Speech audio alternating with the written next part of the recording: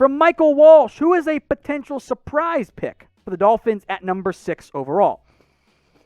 I guess quarterback in general would be one, but again, I'd be stunned. I think your realistic, somewhat mentioned surprise pick, how about Kyle Pitts? And I think Pitts will be there. And now if he's not, of course, across the board, right?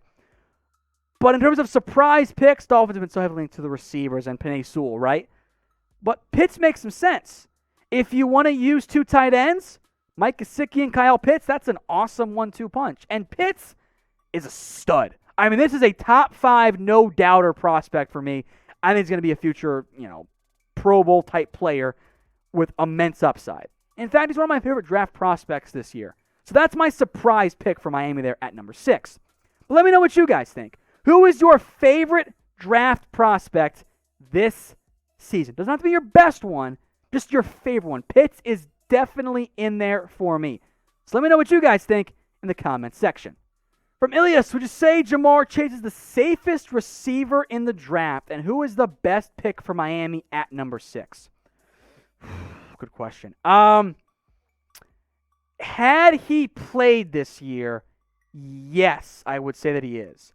Because he hasn't played this year, that interjects some concern. What gives me pause with Chase is that not playing. He is my number 1 receiver. So I guess my long answer there, my short answer, the long response is yes, he is. And at 6, I would go with a Bama receiver because I want to have that instant chemistry for Tua, be it Smith or Jalen Waddle, or of course Penei Sewell too. From Dillinator, sounds like you prefer Bama receiver over Chase for the Dolphins. I do, because of the fit. You have outside guys. I want someone to be a little bit more of a slot guy for you. Which you like for them the most, and if they take Chase, you prefer for the Lions. For the Bengals specifically, I want Jamar Chase because you need an outside guy. Boyd's your slot receiver. The Chase Burrow chemistry is there. For the Dolphins, you want someone who can play some slot, so Waddle or Smith has chemistry with Tua. For Detroit, best receiver. And I got Jamar Chase as my number 1 receiver. So if he's there, Chase to Detroit, I love it. If he's not, take Jalen Waddle or DeVonta Smith. Whichever one you prefer in the end is fine. The Lions need everything in reality at receiver. And because they don't have one of those guys' former quarterbacks, I don't think there's as big of a connection in the end. Now, we got some face masks available, still on sale up to 75% off. I know the vaccines are coming around, but not everyone's been vaccinated. You can still transmit it to you even if you are vaccinated. So help everyone out and rep your favorite team in the process. Chatsports.com/stay safe. NFL-themed face masks are on sale for up to 75% off. Check the comments and the description. That link right there, bottom of your screen, chatsports.com/stay safe. It'll be there so you can click and go shop. They are on sale, and you get to rep your favorite team in the process as well. So go check it out today at chatsports.com/stay safe. Get yourself an NFL-themed face mask today. From Alan Kelly, could the Dolphins trade down from number 6? Remember, they moved from 3 to 12 back to 6 because they moved down again, Chase. I don't think so. I think they're staying put at 6. They already traded down. I don't think they're going to move again. I am inclined to agree with you. Unless something weird happens at the top, I think the Dolphins move back up to 6 because there was probably 2 to 3 players that they wanted to get. If they're all there still, which I think is unlikely, maybe they could move down again. I think the more likely outcome is Miami stands pat at number 6 and just stick with what they have and take their best offensive player, be it a Kyle Pitts, Jamar Chase, or even a Penei Sewell.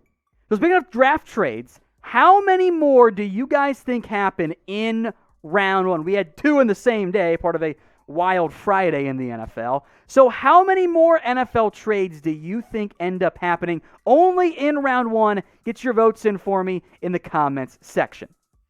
From Liam Carroll, who do you think will be the surprise guy that falls in the NFL draft? Wouldn't be surprised if it's Caleb Farley because of the back, and I know you and I have talked about that. So if he falls and he's okay down the road, my goodness, a great value selection there for a guy who a lot of people believe is the number 1 corner. I'll throw this in there. If one of those, if there are 4 quarterbacks in the top 8 or 5 quarterbacks, do the math. One of those playmaking receivers or offensive linemen is going to fall out of the top 12. Yeah. So kind of like what we saw last year with CeeDee Lamb being the surprise faller to 17, I think there could be something similar this year, depending on where those quarterbacks end up going.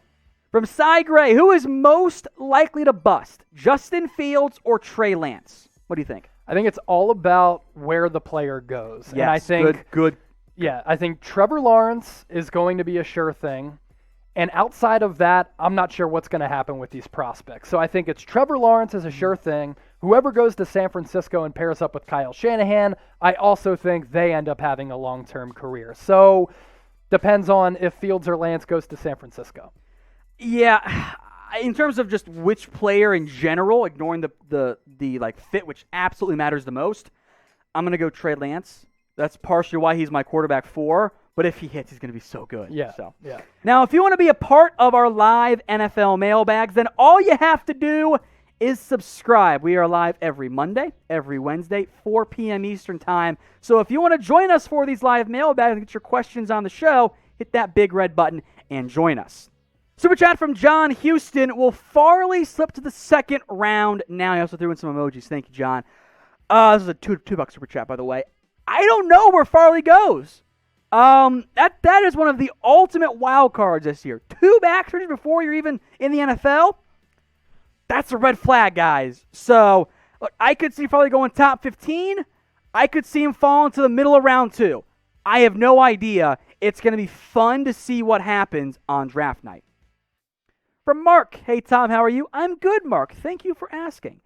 Which team do you think will be the most least improved after the draft? Happy Easter week. Look how happy Mark is. Thank you, Mark. I appreciate that.